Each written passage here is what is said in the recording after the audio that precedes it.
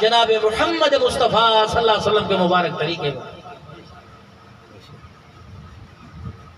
اگر ظاہر طور پہ ایک مسواک کو لے لیا جائے اور یہ مسواک دانتوں کی چمک اور صفائی اور منہ کی صفائی کا، منہ کی ہواڑ اور منہ کی بدہواڑی کو ختم کرنے کا ذریعہ بنے، ہے تو ایک مسواک 2 روپے کی مل جائے گی، 5-10 کی۔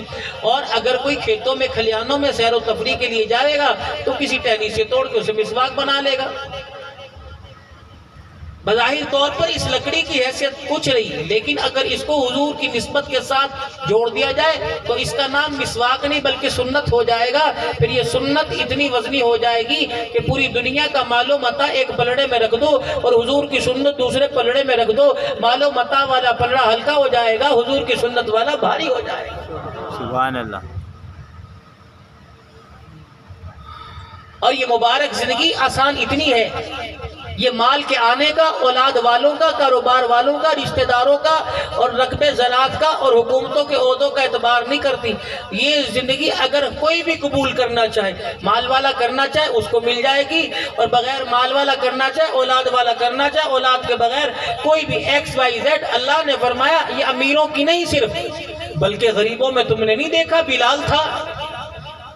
مجھے پرسوں ترسوں انویٹیشن، بلکہ کل رات ہی آیا زیمبیا سے کہ ہمارے ہاں 25 نومبر کو ہمارے ہاں جلسے آپ تشریف لائیں۔ میں نے کہا کتنی مسافت ہے، کہ بلکہ حسینی صاحب بھی سن رہے تھے تو فرمانے لگے 9 گھنٹے کا سفر ہے کراچی سے، آپ تشریف لائیں حبشہ جہاں کا بلال تھے رضی اللہ عنہ۔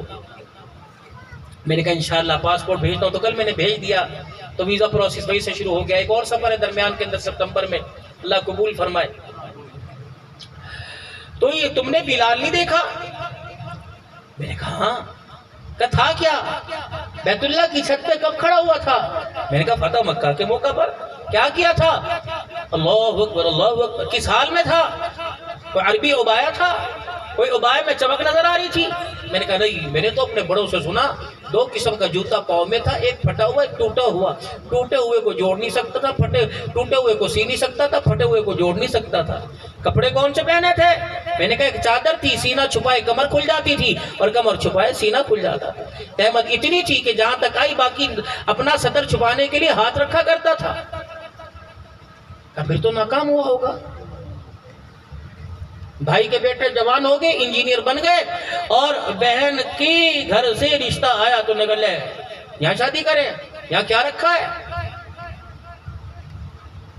مالک کائنات لن ینال اللہ لحومها ولا دماؤها ولکن ینالہ التقوی۔ اللہ جل شانہ نہ مال کو دیکھتا ہے، نہ قربانیوں، نہ جانوروں کو، نہ ان کی خوبصورتی کو۔ مالک کائنات تو دیکھتا ہے جب چھری چل رہی ہوتی ہے اس وقت تیرا نظریہ، تیری سوچ کیا ہے۔ قل ان صلاتی ونسکی ومحیای ومماتی للہ رب العالمین۔ بارگاہ تو نے جیبوں کا پیسہ تو میرے حوالے کر دیا، جب تک دل میرے حوالے نہیں کرے گا تجھے مالک کائنات کا قرب نصیب نہیں ہوگا۔ سبحان اللہ۔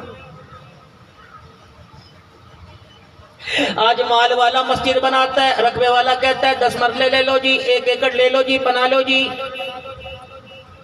پھر مولوی صاحب بھی اس کی اس انداز کو سراتے ہوئے اسٹیج پہ بلاتے ہیں، یہ بیٹھے ہیں جی، یہ راؤ صاحب ہے، یہ نمبردار صاحب ہے، یہ ملک صاحب ہے، کشمیری صاحب ہے، انہوں نے مدرسے کی جگہ دی۔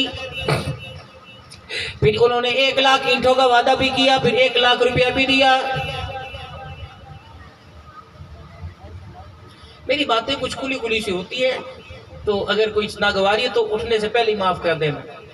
لیکن یہ 1 ایکڑ مسجد کو جگہ دینے والا مجھے کبھی بھی عید میں، جمعے میں، رمضان کی رات میں، شب برات میں کبھی مسجد میں نظر نہیں آیا۔ اسے تو چاہیے تھا پہلی صف کے اندر ہوتا۔ میں نے کہا الہ العالمین، مال والا مال دے رہا ہے پھر بھی تیرا قرب نہ پا سکا، پیسے والا پیسہ دے رہا ہے، زمین والا زمین دے رہا ہے، فرمایا پھر بھی قرب نہ پا سکا۔ فرمایا یوم لا ينفع مال ولا بنون الا من اتى الله بقلب سلیم۔ کیا تو نے قرآن نہیں پڑھا؟ میرا قرب پانے کے لیے مال نہیں چلا کرتا، میرا قرب پانے کے لیے اولاد نہیں چلا کرتی، میرا قرب پانے کے لیے، میری محبت کو لینے کے لیے اپنے دلوں کا سودا کرنا پڑتا ہے۔ سبحان اللہ۔ اس نے 1 एकड़ کا رقبہ میرے نام کر دیا, 1 چھٹا گوشت کا دل کا لو تھوڑا میرے نام نہیں کیا. اس کو جا کے کہہ دے امیر ہو غریب ہو, بلال کے پاس پہننے کو کپڑا نہیں تھا, بلال کے پاس پہننے کو جوتی نہیں تھی, کھانے کو روٹی نہیں, پینے کو مشروب نہیں تھا, بلال کے پاس رہنے کو جھونپڑا نہیں تھا.